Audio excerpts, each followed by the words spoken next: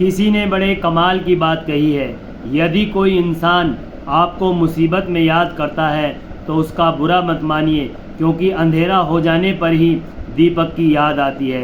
नमस्कार, मैं जितेंद्र कुमार आज आपके लिए एक छोटी सी कहानी लेकर आया हूँ। ये कहानी एक नाव के व्यापारी की है जिसके पास बहुत सारी नावें थीं।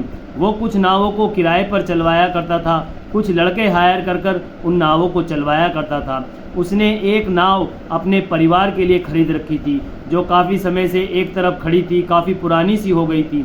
तो उसने एक पेंटर को बुलाया, पेंटर से कहा इस नाव को तुम इतने बढ़िया से पेंट कर दो, बहुत बढ़िया कि ये नई सी लगने लगे। अब बच्चों की समर वैकेशन शुरू होने वाली है, मेरे दोनों बच्चे बोटिंग करने के लिए जाते हैं, इसलिए इस नाव को एकदम बेहतरीन तरीके से पेंट कर दो जो ये नई लगने लगे।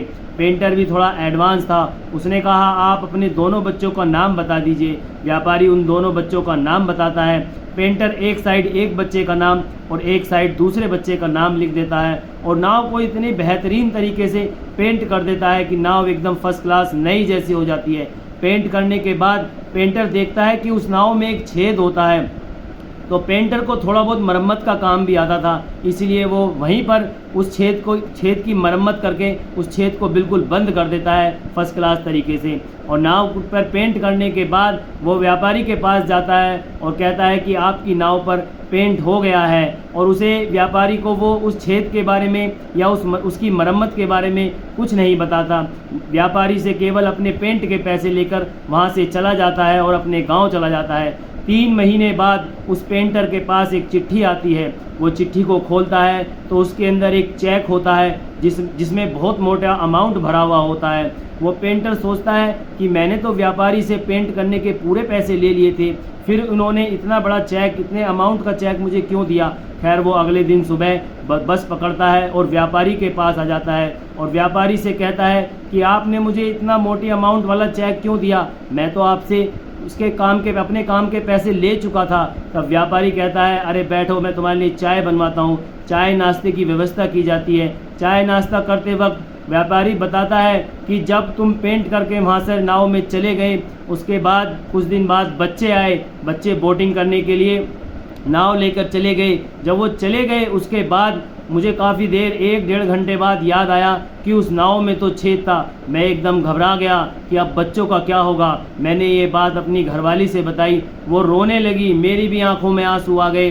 अब क्या होगा, मैं इतना व्यस्त रहता हूँ, मेरे पास इतनी नावें हैं, मैं भूल गया कि उस नाव में छेद था। और मुझे बाद में याद आया जब बच्चे वहाँ से निकल गए, उसके 1 घंटे बाद जब बच्चे हंसते मुस्कुराते हुए खेलते हुए आए, उन्हें देखकर ऐसे लग रहा था जैसे सारी समर वैकेशन इन्हीं के लिए ही बनी है। मैं उन बच्चों को देखकर आश्चर्य में भी रहा और खुश भी हुआ कि ये बच्चे बच के कैसे आ गए, नाव में तो छेद था।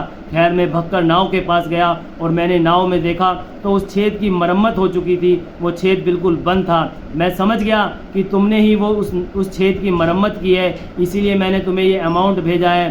तब वो पेंटर कहता है नहीं साहब, इसकी कोई ज़रूरत नहीं थी, ऐसे छोटे मोटे काम तो मैं कर दिया करता हूँ, मैंने तो देखा कि उसमें छेद है तो मैं काम कर रहा था, इसलिए मैंने साथ के साथ उसकी मरम्मत भी कर दी। तब वो व्यापारी कहता है नहीं, तुमने 3 काम करे हैं। पहला काम, तुमने अपना काम ईमानदारी से करा। दूसरा, तुमने निस्वार्थ काम करा। कई बार लोग उतना ही काम करते हैं जितने कि वो पैसे लेते हैं, लेकिन तुमने एक काम फालतू करा और उसका मुझसे पैसा भी नहीं लिया, मुझे बताया भी नहीं। और तीसरा, तुमने मेरे बच्चों की जान बचाई। मेरे बच्चे मेरे लिए बहुत कीमती हैं, इसलिए मैं तुम्हें जितने पैसे दे रहा हूँ ये भी थोड़े हैं, अगर और भी चाहिए तो मुझे बता देना। तो वो उस पेंटर का बहुत बहुत धन्यवाद करता है। तो दोस्तों, इस कहानी का सार यही है कि आप नेकियां करते चलिए, अच्छे कर्म करते चलिए, भगवान आपको स्वयं ही उसका फल देंगे। आपको कुछ मांगने की आवश्यकता नहीं है। यदि आपके कर्म अच्छे हैं, आप नेकियां कर रहे हैं, तो भगवान आपको स्वयं ही फल दे देंगे। और दूसरी बात, यदि आपको कोई मुसीबत में याद करता है तो बुरा मत मानिए, क्योंकि मैंने पहले भी बताया था कि अंधेरा होने पर ही दीपक की याद आती है, इसलिए कभी बुरा मत मानिए, उसकी मदद करिए जब भी आपको कोई याद करे। यदि आपको ये हमारी कहानी अच्छी लगी हो तो हमारी वीडियो को शेयर करें, लाइक करें और हमारे चैनल को सब्सक्राइब करें। मिलते हैं आपसे एक नई वीडियो में एक नई कहानी के साथ, तब तक के लिए नमस्कार, जय हिंद।